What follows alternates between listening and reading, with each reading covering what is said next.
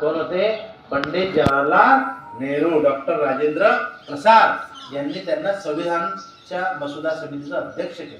अध्यक्ष केल्यानंतर त्यांनी कमी दिवसामध्ये संपूर्ण जगातल्या राज्यघटनांचा अभ्यास करून काही लिहिली, घटना लिहिली. घटना लिहिल्यानंतर ती घटना त्यांनी स्वतःला किंवा एखाद्या राजाला नाही अर्पण केली, तर काय म्हणतो आपण? संविधान वाचतो ना आपण, काय म्हणतो? आम्ही भारताचे लोक.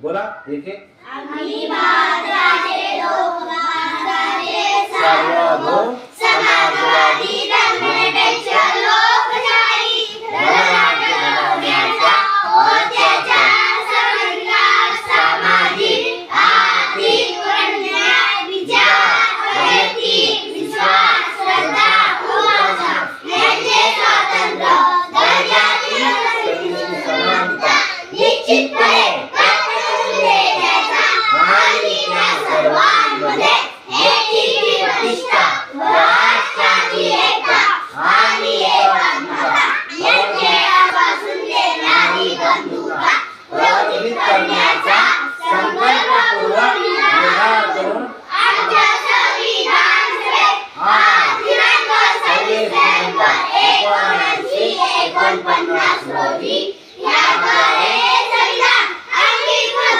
आणि सुद्धा अर्पण करीत आहोत.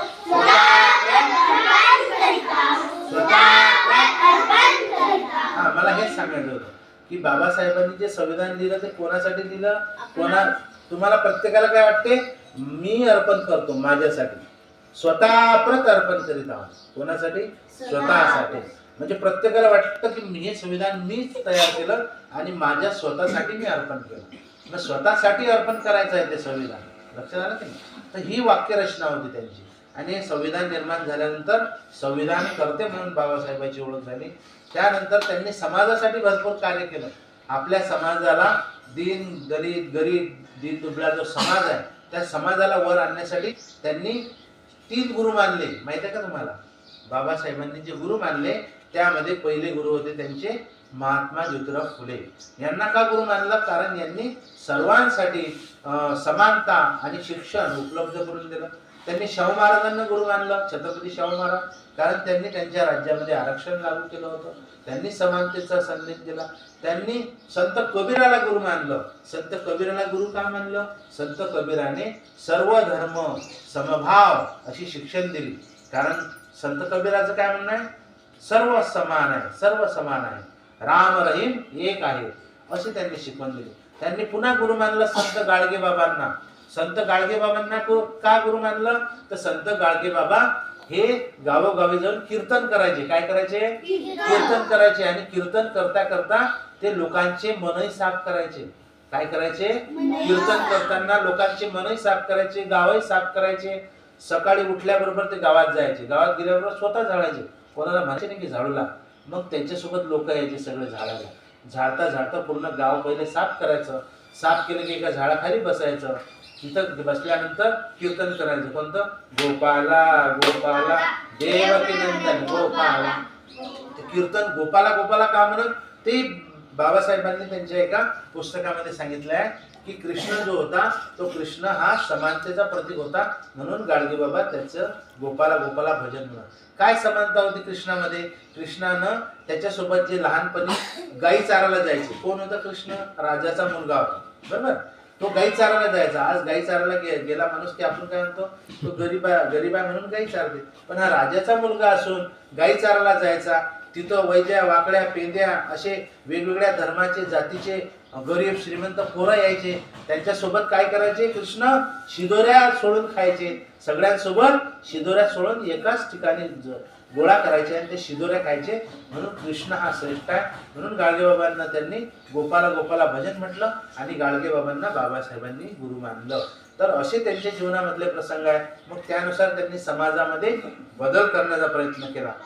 आणि त्यांनी मग बदल करता करता त्यांच्या लक्षात आलं की या धर्मामध्ये, मी ज्या धर्मात जन्माला आलो त्या धर्मामध्ये जातीभेद आहे. काय आहे? जातीभेद आहे. म्हणून त्यांनी खूप अभ्यास केला अनेक धर्माचा. ख्रिश्चन, मुस्लिम, जैन आणि सगळं हिंदू धर्माचा त्यांनी संपूर्ण अभ्यास केला. त्यांनी सर्व नेत्यांची पुस्तकं वाचली होती, परंतु त्यांना असं वाटलं की मी भारतीय धर्मामध्ये जायचं, म्हणून त्यांनी कोणता धर्म निवडला? बुद्धांचा धर्म, बुद्धांचा पंथ निवडला. मग तो भारतामध्ये जन्माला आले होता. भारतामध्ये जन्माला आले जे पंथ आहे त्याच्यामध्ये बुद्ध, शीख, जैन हे भारतामध्ये आलेले जन्माला, भारतामध्ये निर्माण झाले आणि जगात पसरले. म्हणून जगामध्ये भारतातलाच निर्माण झालेला धर्म त्यांनी बुद्ध धर्म स्वीकारला. आणि त्याच काही दिवसामध्ये बाबासाहेबांचं महापरिनिर्वाण झालं. बाबासाहेबांसोबत लाखो अनुयायांनी तो धर्म स्वीकारला. आणि त्यावेळेस महापरिनिर्वाणाच्या वेळेस बाबासाहेबांचं संपूर्ण जगामध्ये त्या ठिकाणी सर्वांनी विनम्र अभिवादन त्या दिवशी केलं. तोच आजचा दिवस. आजच्या दिवशी आपण त्यांना विनम्र अभिवादन करायचं आहे. आज आपण संकल्प करायचा आहे की आपण काय करायचं? समानता डोक्यामध्ये ठेवायची. काय ठेवायची डोक्यात? समानता डोक्यात ठेवायची. कोणाशी कोणाला हिनवायचं नाही. लक्षात आलं की नाही? तर त्यावर एक गीत आहे. काय म्हणतो आपण? दररोज म्हणतो आपण, सगळ्यांना माहित आहे. आपण समानतेचं एक गीत म्हणतो. काय म्हणतो?